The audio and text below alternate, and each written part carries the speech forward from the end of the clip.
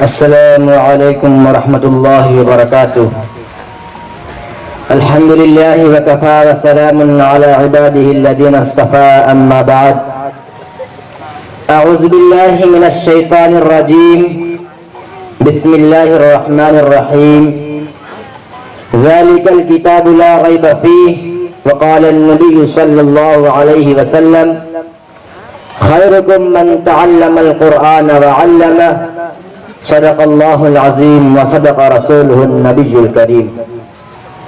جناب صدر اور حاضرین جلسہ، السلام علیکم ورحمۃ اللہ وبرکاتہ.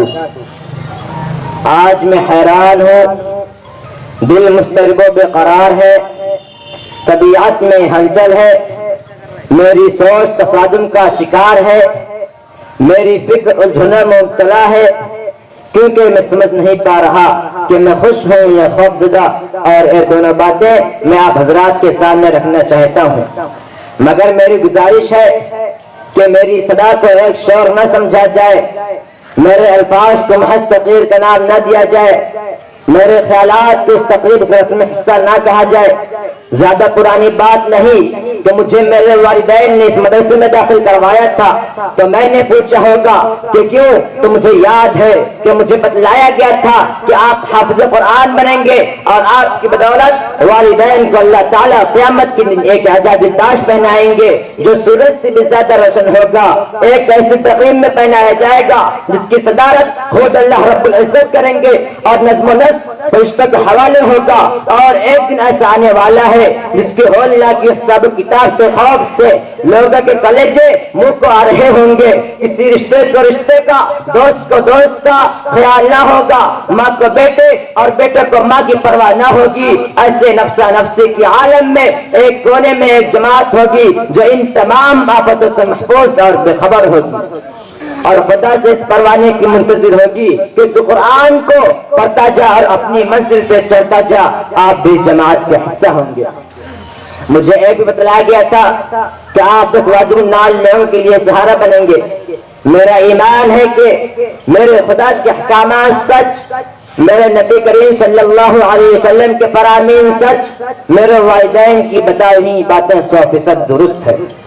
دعا ہے کہ اللہ تعالیٰ تمام فضیلتیں مجھے اور میرے والدین کو اور تمام حاضرین کو عطا فرمائے. آمین.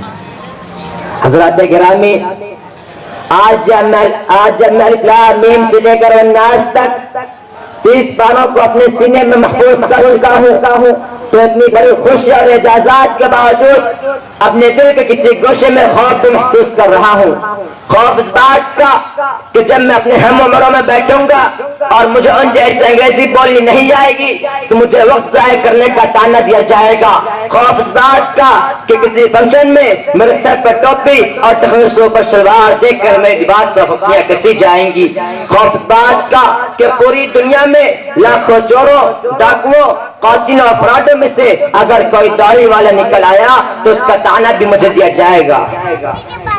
اپنے دل کو ذرا اور ٹٹولو تو ایک غم بھی ہے جو مسلسل بڑھ رہا ہے.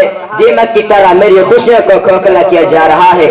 غم یہ ہے کہ آج سے میرا شمار ان لوگوں میں ہونے لگے گا جس سے ہماری قوم کا ہر ایرا غیرہ، ان پڑھ، جاہل، گوار، دقیانوس، قدامت پسند، شدت پسند، انتہا پسند، تفریقہ باز جیسے بدبودار الفاظ بڑی آسانی سے کہہ ڈالتا ہے.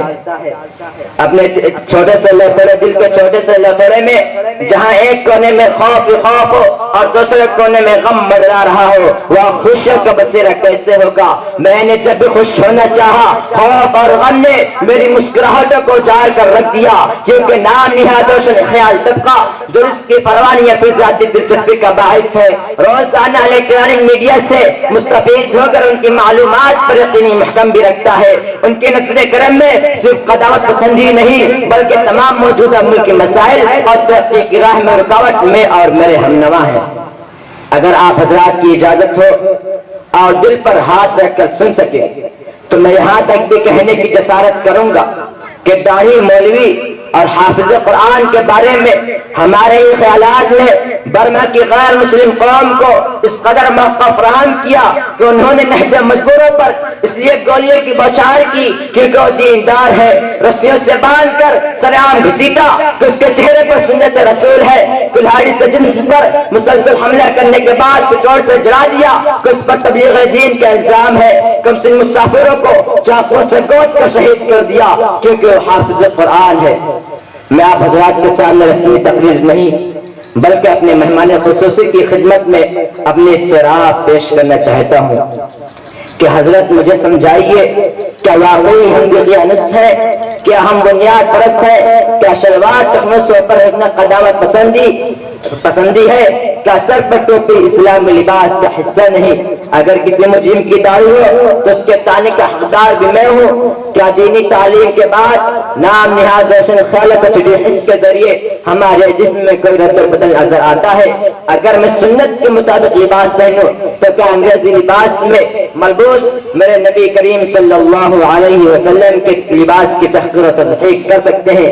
اگر میں انگریزی کے 4 لفظ نہ بول سکوں تو کیا اعلی اخلاق میرے مسلمان بھائیوں کی اجازت دیتے ہیں کہ وہ قرآن کو مورد الزام ٹھہرائیں؟ کیا قرآن کی دولت کسی دولت سے کم ہے؟ وما علینا الا البلاغ۔ السلام علیکم ورحمۃ اللہ۔